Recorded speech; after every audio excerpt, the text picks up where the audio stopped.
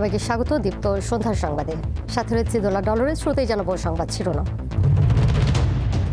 গাজায় গণহত্যার প্রতিবাদে সারা দেশে নো ওয়ার্ক নো স্কুল কর্মসূচি, ইসরায়েলি পণ্য বর্জনের ডাক। বিদেশি বিনিয়োগ বাড়াতে 4 দিনের বিনিয়োগ সম্মেলন শুরু, স্টার্ট আপের জন্য তহবিল ঘোষণা। সংসদ নির্বাচনে দল ও প্রার্থীদের আচরণবিধির খসড়া চূড়ান্ত, বিদ্যমান সীমানাতে ভোটের সম্ভাবনা।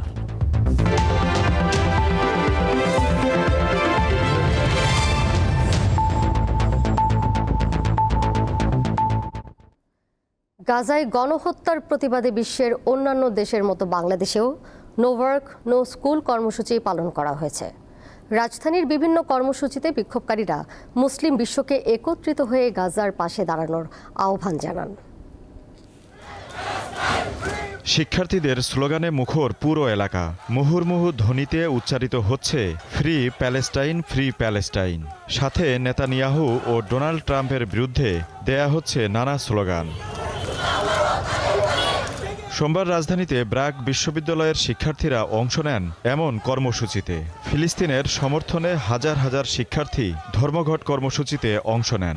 আমেরিকাও সমান দোষী, শুধু ইসরায়েল না, আমেরিকাও সমান দোষী। তাদের প্রতি আমাদের সাপোর্ট দেয়া, আমাদের ডোনেশন দেওয়া উচিত। মার্সিলেসলি কিলিং করতেছে, সেটা অবভিয়াসলি বন্ধ করতে হবে। এরকম টর্চার তো চলতে পারে না। সকল স্টুডেন্টদের একসাথে হয়ে গাজার পক্ষে আওয়াজ তোলা উচিত।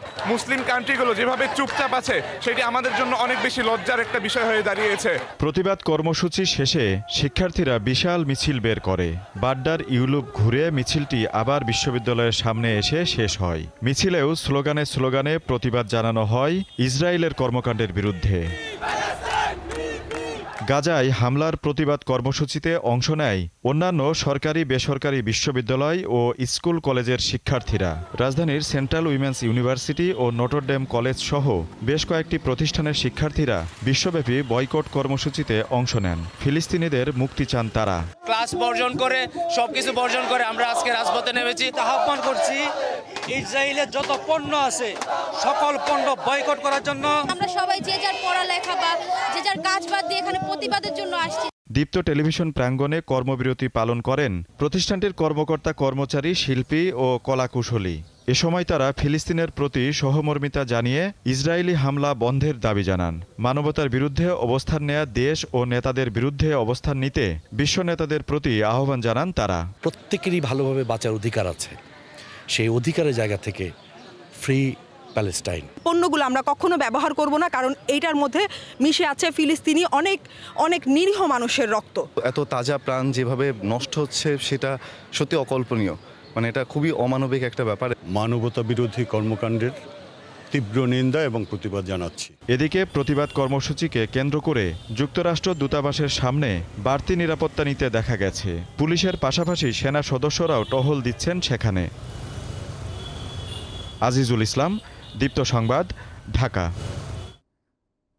বিশ্বব্যাপী ডাকা কর্মসূচির সঙ্গে সংহতি প্রকাশ করে সোমবার রাজধানী ঢাকার মতো দেশের অন্যান্য স্থানে কর্মবিরতি পালন করে বিভিন্ন প্রতিষ্ঠানের শিক্ষার্থীরা। এ সময় ইসরায়েলি পণ্য বয়কটের আহ্বান জানান তারা।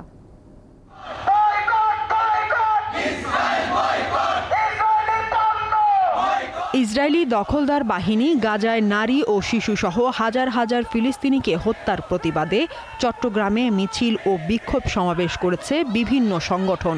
দুপুরে সরকারি হাজী মোহাম্মদ মহসিন কলেজের শিক্ষার্থী, চট্টগ্রাম মেডিকেল কলেজ হাসপাতালের শিক্ষক ও শিক্ষার্থীরা, ওলামা ঐক্য পরিষদ এবং হেফাজতে ইসলাম সহ বিভিন্ন সংগঠন আলাদা আলাদা এই কর্মসূচি পালন করে।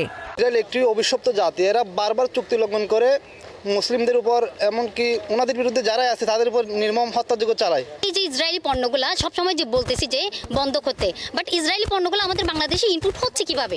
আমাদের এই জিনিসগুলো বন্ধ করতে হবে। পৃথিবীর সব মানুষের, সব ধর্মের মানুষই এই বর্বরতা, এই নিষ্ঠুরতা, এই জেনোসাইডের বিপক্ষে রুখে দাঁড়ানো উচিত। সেখানে আমরা মুসলিমরাই গাজায় চলমান বর্বরতা, আগ্রাসন ও হত্যাযজ্ঞের প্রতিবাদে পথনাটক ও সমাবেশ করেছে রাজশাহী বিশ্ববিদ্যালয় কর্তৃপক্ষ। সকালে বিশ্ববিদ্যালয়ের সিনেট ভবনের সামনে সমাবেশে অংশ নেয় শিক্ষক, শিক্ষার্থী সহ সকল কর্মকর্তা কর্মচারীরা। আমরা এই গণহত্যাকে কোনোভাবেই সমর্থন করি না। আপনারা ভয় পাবেন না, আমরা আপনাদের সাথেই আছি। আমার আকাঙ্ক্ষা যে আমি আমার জীবদ্দশায় স্বাধীন প্যালেস্টাইন দেখে নেব ইনশাআল্লাহ। সকাল 10টা থেকে দুপুর 12টা পর্যন্ত কর্মবিরতি পালন করা হয় জাহাঙ্গীরনগর বিশ্ববিদ্যালয়ে। শিক্ষার্থীদের ক্লাস ও পরীক্ষা বর্জন কর্মসূচির পাশাপাশি এ সময় বন্ধ থাকে সকল প্রশাসনিক কর্মকাণ্ড। লাখো শহীদের রক্তের ঋণ ফিলিস্তিন ফিলিস্তিন এই স্লোগানে মুখরিত যশোর শহরের রাজপথ। বেলা 11টায় যশোর শহরের প্রাণকেন্দ্র ভৈরব শহীদ চত্বরে সমাবেশ করে যশোরের সর্বস্তরের ছাত্র জনতা। এছাড়া রংপুর, দিনাজপুর, ঝালকাঠি, সাতক্ষীরা, শরীয়তপুর, মাগুরা, টাঙ্গাইল, কুষ্টিয়া সহ সারা দেশে বিক্ষোভ মিছিল ও সমাবেশ কর্মসূচি পালিত হয়। সকালে ক্লাস পরীক্ষা বর্জন করে বিভিন্ন শিক্ষা প্রতিষ্ঠানের শিক্ষার্থীরা। বিভিন্ন শ্রেণী পেশার মানুষ মিছিল নিয়ে এসে সড়ক ও মহাসড়কে অবস্থান নেয়। এ সময় বিভিন্ন স্থানে গাজায় চলমান হামলার প্রতিবাদে ইসরায়েলি পণ্য বয়কটের আহ্বান জানানো হয়। দীপ্ত, বার্তা কক্ষ। যাচ্ছি পরের প্রসঙ্গে। নতুন উদ্যোক্তাদের মূলধন সহায়তার জন্য 8 থেকে 900 কোটি টাকার তহবিল গঠন করা হয়েছে বলে জানিয়েছেন বাংলাদেশ ব্যাংকের governor doctor Ahsan H Mansur. ঢাকায় শুরু হওয়া 4 দিনব্যাপী বিনিয়োগ সম্মেলনের প্রথম দিন এক সেমিনারে তিনি এই কথা জানান।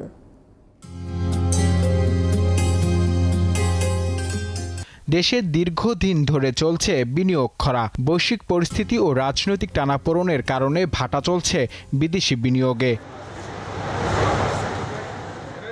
এমন অবস্থায় বর্তমান অন্তর্বর্তী সরকারের সময় প্রথমবারের মতো হচ্ছে বিনিয়োগ সম্মেলন। কাগজে কলমে বলা হচ্ছে বাংলাদেশ ইনভেস্টমেন্ট সামিট 2025।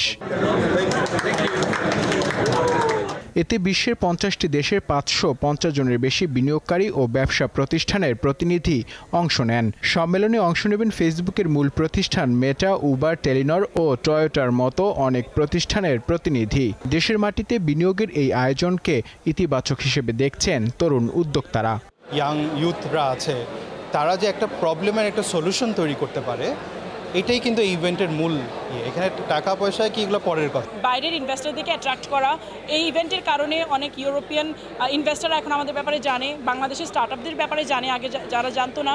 রাজধানীর একটি হোটেলে শুরু হওয়া এই সম্মেলনের প্রথম দিন রাখা হয় স্টার্টআপের জন্য। প্রথম সেশনের মূল আলোচনায় অংশ নিয়ে বাংলাদেশ ব্যাংকের গভর্নর নতুন উদ্যোক্তাদের সহায়তা করতে 800 থেকে 900 কোটি টাকার বিশেষ তহবিল গঠনের ঘোষণা দেন।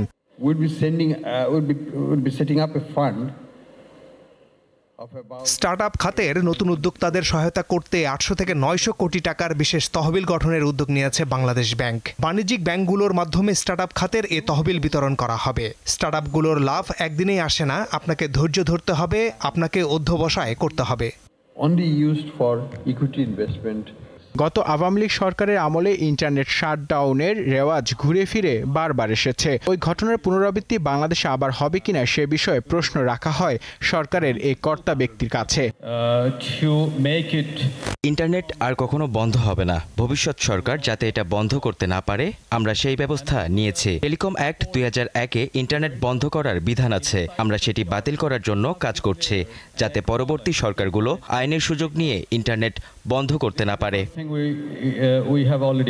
সম্মেলনের অংশ হিসেবে সোমবার সকালে বিনিয়োগকারীদের একটি অংশ চট্টগ্রামের মিরসরাই ও আনোয়ারায় অর্থনৈতিক জোন পরিদর্শন করে। কারখানার জন্য যাদের জমি প্রয়োজন মূলত তারাই অর্থনৈতিক অঞ্চল পরিদর্শন করে।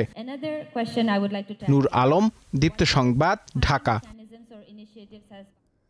জাতীয় সংসদ নির্বাচনের খসড়া আচরণবিধিমালা প্রায় চূড়ান্ত করেছে নির্বাচন কমিশন। এতে নির্বাচনী ব্যয় যথাসম্ভব ন্যূনতম রাখা ও পোস্টার বাদ দিয়ে প্রচারণার বিষয়টি রাখা হয়েছে। রাজনৈতিক দলের সঙ্গে আলোচনা ছাড়াই খসড়াটি এখন অনুমোদনের জন্য ইসিতে উপস্থাপন করা হবে।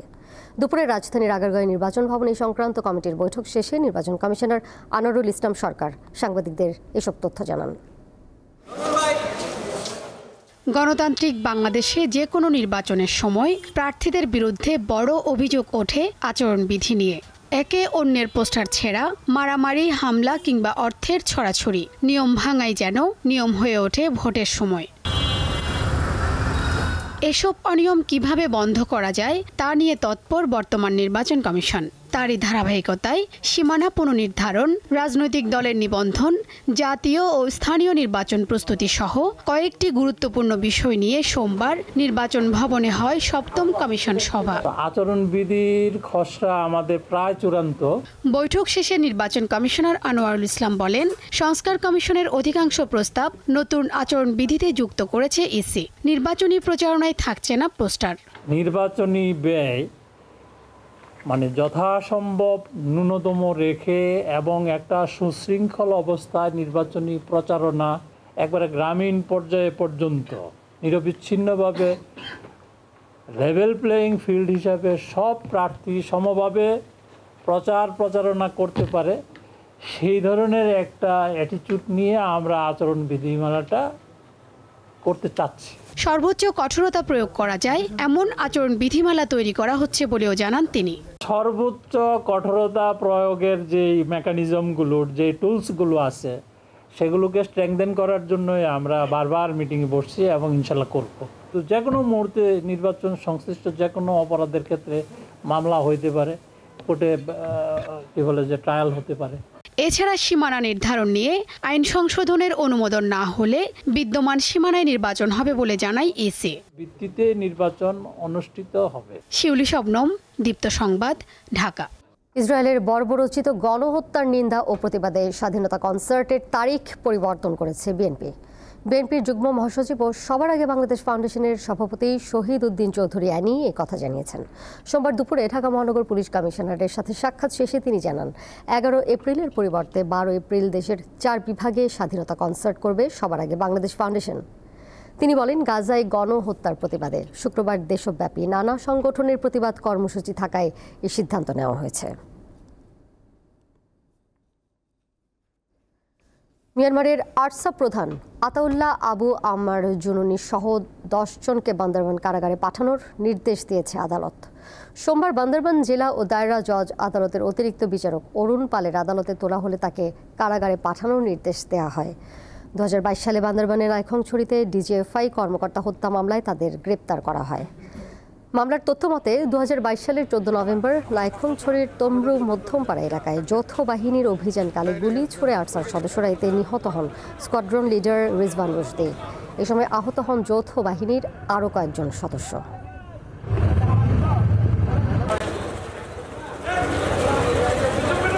দেশের উন্নয়নের ক্ষেত্রে রেমিটেন্স ব্যবস্থার উন্নয়ন ও উদ্যোক্তার ক্ষমতা বৃদ্ধির পাশাপাশি কন্টেন্ট ক্রিয়েটরদের সমন্বয়ে প্রবাসীদের আর্থিক সহযোগিতা, বিনিয়োগ ও নেটওয়ার্কিংয়ের সুযোগ তৈরি করতে সকল রেমিটেন্স একযোগে কাজ করে যাচ্ছে বলে জানান বাংলা নেক্সট ডিজিটাল প্ল্যাটফর্মের সভাপতি ও প্রতিষ্ঠাতা সদস্য এসকে রায়হান আব্দুল্লাহ।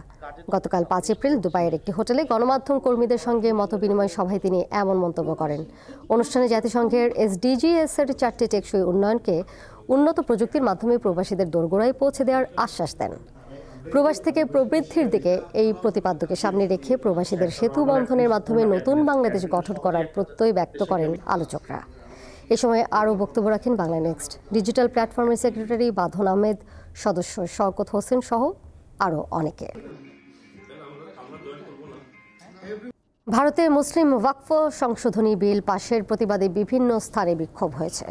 এ সময় ভারতীয় জনতা পার্টির এক নেতার বাড়িতে আগুন দিয়েছে বিক্ষুব্ধ জনতা। বিতর্কিত ওয়াকফ সংশোধনী আইনকে সমর্থন করার অভিযোগে রবিবার সন্ধ্যায় বিজেপির সংখ্যালঘু মোর্চার মণিপুর সভাপতি আসকার আলীর বাড়িতে আগুন দেওয়া হয়। একই দিনে রাজ্যের থৌবাল জেলায় আয়োজিত এক সমাবেশে 5000-এরও বেশি মানুষ অংশ নেন।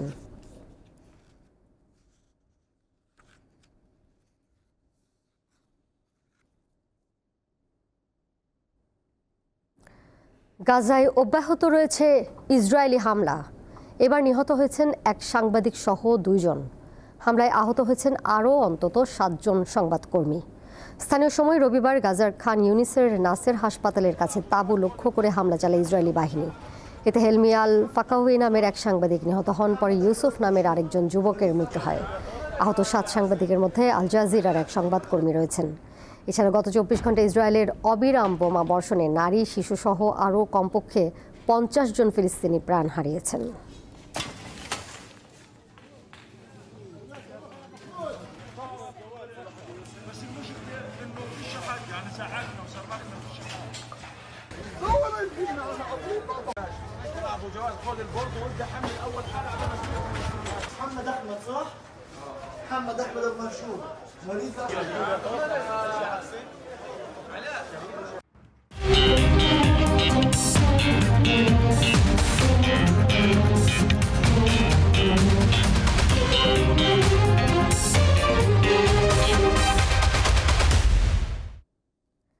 বাংলাদেশের পতাকা এবার উড়ল হিমালয়ের অন্যতম বিপজ্জনক পর্বতশৃঙ্গ অন্নপূর্ণা 1-এর চূড়ায়। আর সেই গৌরব অর্জন করেছেন এভারেস্ট জয়ী পর্বতারোহী ও চিকিৎসক বাবর আলী। সোমবার সকালে 8091 মিটার উচ্চতার এই শৃঙ্গে পৌঁছান তিনি। বাবর আলী গত বছর প্রথম বাংলাদেশি হিসেবে এক অভিযানে এভারেস্ট ও লোৎসে জয় করেন। এবার নতুন করে ইতিহাস গড়লেন অন্নপূর্ণা 1 শৃঙ্গে আরোহণ করে। বিশ্বের 10ম সর্বোচ্চ হলেও মৃত্যুহার বিবেচনায় অন্নপূর্ণা 1 অন্যতম ভয়ঙ্কর পর্বত। এই পর্বতের চূড়া ছোঁয়ার লক্ষ্যে বাবর আলী গত 24 মার্চ ঢাকা থেকে রওনা হয়ে 28 মার্চ অন্নপূর্ণা বেস ক্যাম্পে পৌঁছান।